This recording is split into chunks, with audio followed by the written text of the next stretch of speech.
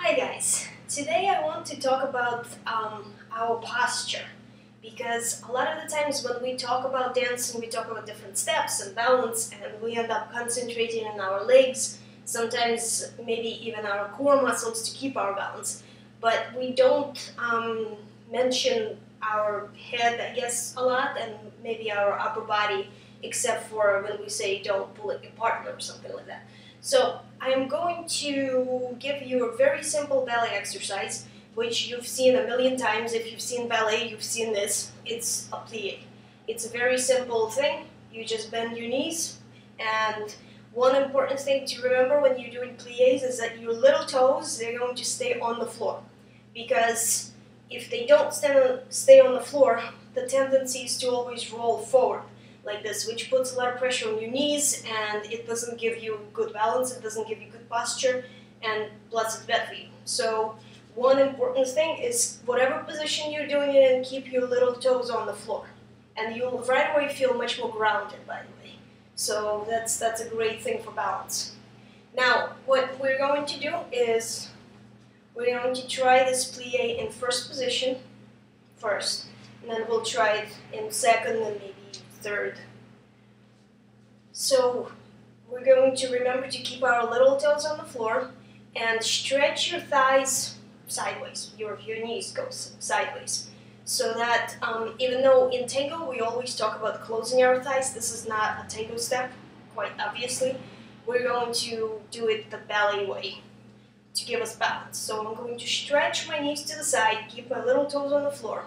Now, what happens on top of my body here, because we're talking about posture, is as I'm bending my knees, I'm going to think go up, so that my head is going to stay up. My shoulders are straight. They're not going to roll and they're not going to go back. So it's just up. And then when I straighten, I obviously stay up. But when I bend my knees, I'm not going to think down, sink. I'm going to think up. Keep my chest open and my head going straight towards the floor. So we're going to try this. In first position, we'll go 1, 2, 3, 4, 5, 6, 7, and 8. Now we're not using our arms right now. Try this in second, because I really want you to concentrate just on your shoulders and kind of the back of your neck. So up, and up, and up, and up. And now also let's try this in third position. If you have really good turnout, which I don't, but if you do, try this in fifth. If you don't have really good turnout like me, try this in third position so that you're not worried about, hurting your hips or falling off your balance, so that you can still have your little toes on the floor and you're grounded and you can think up as you bend your knees. So up, and up, and up, and up. Okay, so now that you are familiar with the type of movement we're doing, we're going to actually add our arms, because what that's going to do hopefully is increase the awareness of what's going on with your upper body. So just a quick review: when you use your arms in ballet, remember that you're using your back, muscles in your back to bring them up, also out, same thing here, so that you never end up like this.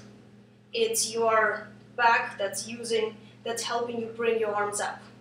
So make sure you're not using your shoulders to do that.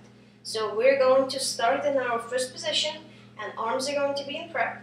Now we're going to bend down and bring our arms up and come back up.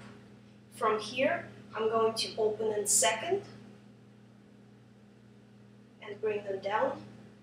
Bring my arms up and down. Again, prep and down, second and down, and up and down.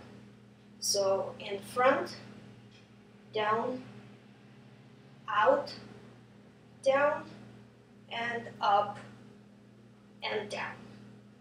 So hopefully you're using your back muscles and you're also starting to feel right here those muscles working in the back of the neck working to just stretch. not tension in the back of the neck, actually relaxation so that you stretch it. We're going to try this in second position. So in front and down, second and down, and up and down, again in front and down, second and down, and up and down. One more time. 1, 2, 3, 4, 5, 6, and again 1, 2, 3, 4, and 5, 6. And now we're going to try the same thing in our third position. I'll have my left foot forward and I'll actually do this sideways so you guys can see what's happening with my back, hopefully a little bit more. So my left is going to be in front. It doesn't have to be your left, it could be your right, could be fifth position.